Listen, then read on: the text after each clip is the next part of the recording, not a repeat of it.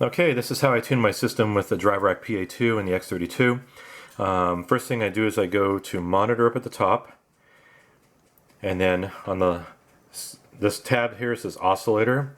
Make sure it's going to the left and right, and then hit a little pink noise. Oops, hold on, before I do that, turn the volume down, otherwise you blare out. Okay, and then I hit the on and off button here, boom. See how it's sending pink noise? I just bring it up in the mains here, make sure all my speakers are working.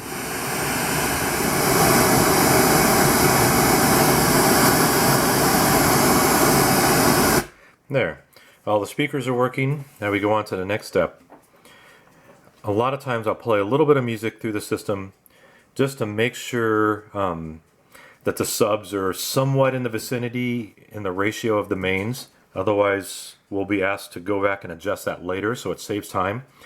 So if you go to recorder here at the top, where it says recorder, that comes up. I've got music on a USB chip for sound check, and the first 10 songs, they're really well balanced to help tune the system and listen to it. So that's what we're going to do here.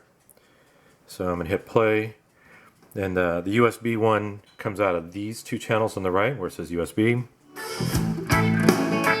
Okay.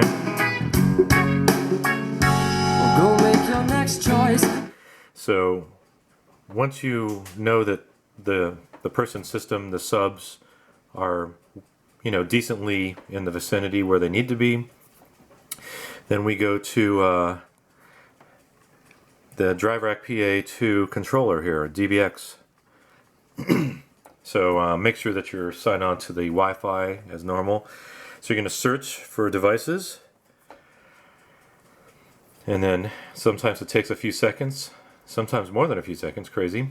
And there's my Driverack, guy's Driverack. Now if it doesn't come up at all, just cycle the power on the whole thing, and then it'll come up. That rarely happens. Connecting. Alright, so you get this menu here. So what we're going to do is, first thing we're going to do is we're going to go up to, just to the right of the house. You've got these lines here, and these are the presets. So this is where you've got your stereo with a mono sub right here, or full range stereo. So if we're just going straight out of our box into their mains and subs, will be that one. If we're just sending them left and right, then it's full range stereo. So I'm going to click that, go down here and hit recall. Now as soon as you start this process, up here to the right, you see the bars up here. When they're grayed out, that means they're muted. You see all the mute buttons down here? Watch what happens to these bars up here. They'll turn black. That means they're not muted. So this is part of the process. So you'll hear, like, why is my mains all of a sudden stop working? That's why. Alright, so ignore the ticking time bomb sound in the background. I'm actually cooking up some fish sticks in a toaster oven. Alright, so now that we've got the preset ready to go here, we're going to go to the wizard button. Boom. This gives us some choices. I always run the level EQ, auto EQ, and level assist. The setups, all that stuff is, for specific speakers. So if we are going straight into their speakers, sometimes it's good to run that setup and select the mains and the subs. It's got brands and different models, and that's helpful. So here we go. So I'm going to run, and AFS is automatic feedback, which we don't use in rock bands pretty much because everybody's right on the mic. Open mics, classical concerts, I use that. So we're going to do that middle one. Auto EQ and level assist. So this is bringing up a whole different thing here. Alright, so this is where you're going to be using the reference mic, and you're going to need to have a long cable to go way out into the audience area. So we're going to start here with this. Level assist, auto EQ, there we go, running level assist. Now, they have a whole thing here. So your main speakers are here, and you're going to be standing at an equilateral triangle from those main speakers. The first thing it's going to do when you hit continue is it's going to create a test tone.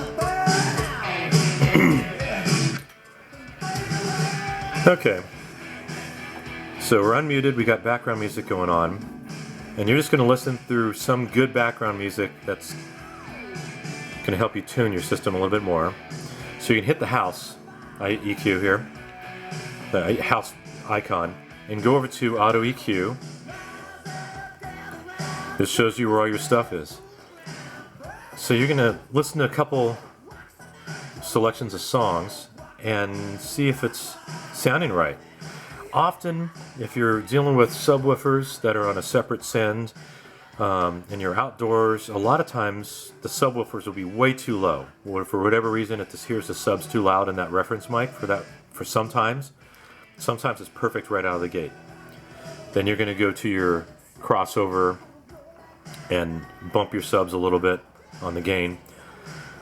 Or in this case, where we're sending just left and right, you can adjust certain things. So let's say it just sounds really dull. You might go back over to here to this 3, touch 3 over here to select the band, and then change your gain here.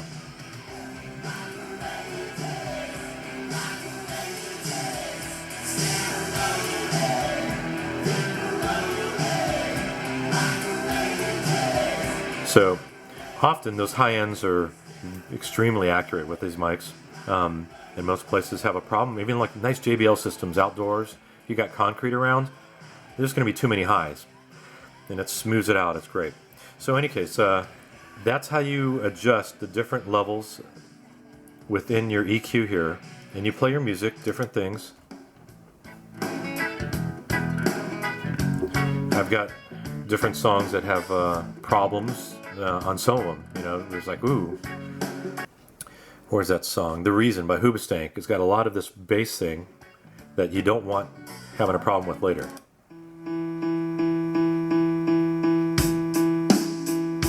So when the bass comes in, we'll see if it's smooth.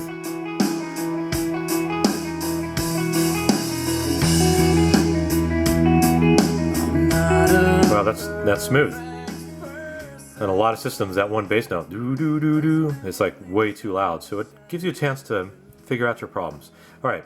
So, in any case, after that's done, let's say you just want you're outdoors, and I've got this little parametric EQ that has a bump at 50 hertz and a shelf bump around 10K or 12. You just want a little more air. A lot of systems, for whatever reason, you click this, and I'm just going to turn it on, and the system just comes alive. It just breathes all of a sudden. You can hear differently. This depends on the system. I mean, if you're in a great JBL system or a Meyer or something like that, you probably don't need to do this. But a lot of other systems, after you run through this setup process, I hit this, and it really makes a big difference. So once you get this dialed in with your different background musics here, you can check it out. Then it's time for your virtual sound check.